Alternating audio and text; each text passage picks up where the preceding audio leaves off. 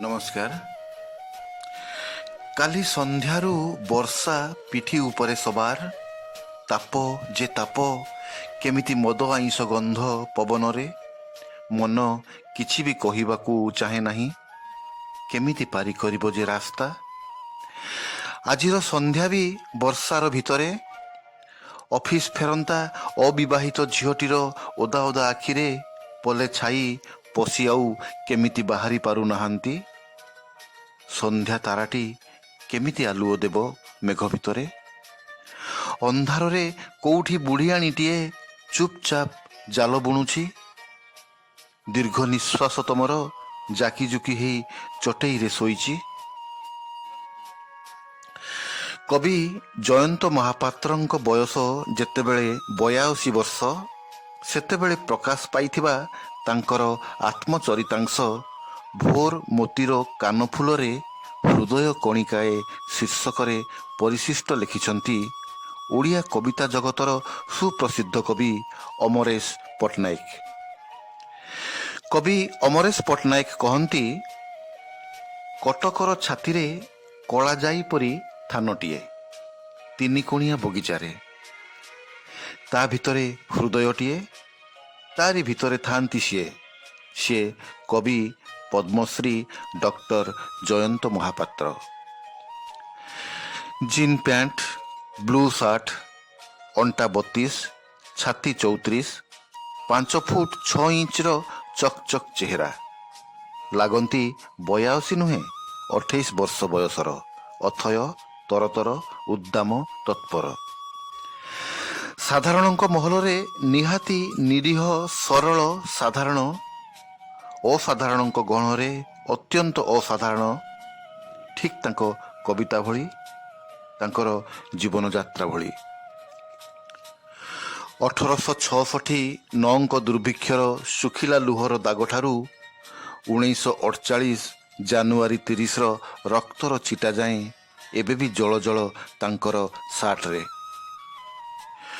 ଫୁଙ୍ଗୁଳା ପକେଟରେ ଅଜଣାକୁ ଜାଣି ନୂଆ ବାଟ ଖୋଜି ଖୋଜି ସେଇ ଯେ ପିଲାବେଳୁ ବାହାରି ପଡ଼ିଲେ, କେବେ ମୁମ୍ବାଇ, କେବେ ହାଓଡ଼ା, ତ କେବେ ଲକ୍ଷ୍ନୌ, କେବେ ପାଟନାରେ ରାସ୍ତାରେ ଠିଆ ହେଇ ପିପୁଲ୍ସ ଏଜ୍ ବିକି, ତ କେବେ ମଣିଷଙ୍କ କଥା କହି ମଣିଷକୁ ଚିହ୍ନେଇବା ପାଇଁ ଆଜି ବି କେବେ ଦିଲ୍ଲୀ, ତ କେବେ ନ୍ୟୁୟର୍କରେ ତାଙ୍କର ସେଇ ଜିନ୍ ପ୍ୟାଣ୍ଟରେ।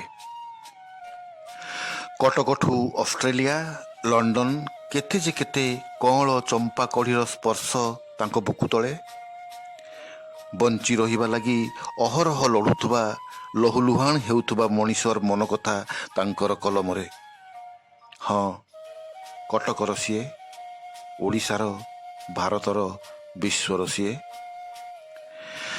ଚନ୍ଦ୍ରଭାଗାର ତୂର୍ଯ୍ୟନାଦର ନବମ ସଂସ୍କରଣରେ କବି ଜୟନ୍ତ ମହାପାତ୍ରଙ୍କର କବିତା ସଂକଳନ କହିବି ଗୋଟିଏ କଥାରୁ ଏଇ କବିତା ଭୋକ।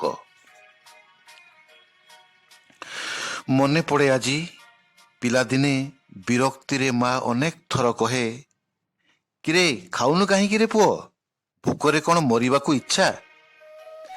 ଆହୁରି କହେ ଯେ ପିଲାଦିନେ ତାଙ୍କ ଘରେ ଗୁଆ ଘିଅ ଛଡ଼ା କିଛି ପଶୁନଥିଲା, ଖାଣ୍ଟି ଦୁଧ ବି। ଆଉ ମୁଁ ଘର ଭିତରେ ରହି ଭାବୁଥିଲି, ଭୋକ ସହିତ ମାର ପାଟି କରିବା କେମିତି ଯୋଡ଼ି ହେଇଯାଏ। ବାପା ମାର ମୁହଁର ଅସହାୟତା ଭିତରେ ମୋ ଭୋକର ଅର୍ଥ ଛପି ରହିଗଲା ସେବେଠୁ। ଜାଣିଲି ନାହିଁ ଅନେକ ଦିନ ଯାଏ ଭୋକର ଆକାର, ଜାଣିଲି ନାହିଁ ଅନେକ ଦିନ ଯାଏଁ ଭୋକର ଆକାର, ଭୋକର ରଙ୍ଗ ବା ଭୋକର ଗନ୍ଧ। ନିଜେ ନ ଦେଖିବା ଯାଏଁ ଷ୍ଟେସନର ରେଳବାଇ ରେଷ୍ଟୁରାଣ୍ଟ ନଳାରେ ପିଲା ଦୁଇଟି ଗୋଟି ଗୋଟି ଭାତ ତାଙ୍କ କୁନି ହାତରେ ଛାଣୁଥିବାର ଭାବିନଥିଲି କେବେ ଭୋକ ଏତେ ନୀରବ ହୋଇଯାଇପାରେ ପଥର ପରି। ଥୁଆମୂଳ ରାମପୁରର ମାଣିକେଶ୍ୱରୀଙ୍କ ଅନ୍ଧାର ପରି ନୀରବ, ଏତେ ଅନ୍ଧାର ଯେ ଠାକୁରାଣୀଙ୍କ ମୁହଁ ଦିଶେ ନାହିଁ ଦିନରେ ବି। କଳାହାଣ୍ଡିର ଆଦିବାସୀ ଝିଅମାନେ ଦୁଃଖ ଦାରିଦ୍ର୍ୟରେ ଭରି ପୂରଣ କରିଛନ୍ତି ଯେଉଁ ଅନ୍ଧାରର ଶୂନ୍ୟତାକୁ, ଏତେ ଅନ୍ଧାର ଯେ ଠାକୁରାଣୀଙ୍କ ମୁହଁ ଦିଶେ ନାହିଁ ଦିନରେ ବି। ଆଉ ଭୋକ ରହିଯାଏ ମୋ ଜେଜେଙ୍କ ଇତିହାସ ଖାତାରେ।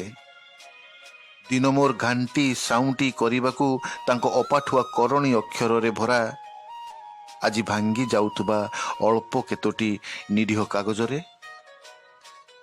ନଅଙ୍କ ବେଳେ କେନ୍ଦାଳ ଗାଁରୁ ଚାଲି ଚାଲି ଯେବେ ଅନାହାରରେ କ୍ଳାନ୍ତ ହୋଇ ପଡ଼ିଗଲେ କଟକ ଛତରରେ, ଭାତ ଟିକିଏ ପାଇଁ 15 ବର୍ଷ ବୟସରେ ଆଉ ଈଶ୍ୱରଙ୍କ ମୁହଁ ଚଟ୍ କରି ବଦଳି ଯାଇଥିଲା। ସେ ଭୋକକୁ ଆଜି ମୁଁ ମାପିବି କୋଉଥିରେ? ସେ ଭୋକକୁ ଆଜି ମୁଁ ମାପିବି କୋଉଥିରେ? ଔଷଧ ଡାଳ ଧରି ରଖିଥିବା କାର୍ତ୍ତିକର ସ୍ୱଚ୍ଛ ଜହ୍ନ ଆଲୁଅରେ? ନୂଆ ସରକାର କରିବାକୁ ଯାଉଥିବା ନେତାମାନଙ୍କର 2 ହାତ ଯୋଡ଼ା ନମସ୍କାରରେ? ନା ହଜି ଯାଇଥିବା ଘଡ଼ିର ଗୋଟିଏ ନିଷ୍ଫଳ କବିତାରେ? କେନ୍ଦାଳ ଗାଁରେ ଆଜି ମୋ ଜେଜେ ଚିନ୍ତାମଣି ମହାପାତ୍ରଙ୍କୁ ବା ଅନନ୍ତ ମହାପାତ୍ରକୁ କେହି ଚିହ୍ନନ୍ତି ନାହିଁ, ସେମିତିକା ଭୋକକୁ ବି।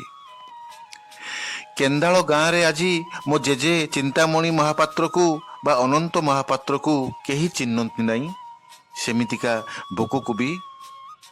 ଆଉ 125 ବର୍ଷ ତଳୁ ଜେଜେ ତାଙ୍କ ପିଲାଙ୍କ ପାଇଁ ଧରି ରଖିଥିବା ସେଇ ନୂଆ ଈଶ୍ୱରଙ୍କୁ ବି। ସେ ଭୋକକୁ ଆଜି ମୁଁ ମାପିବି କୋଉଥିରେ?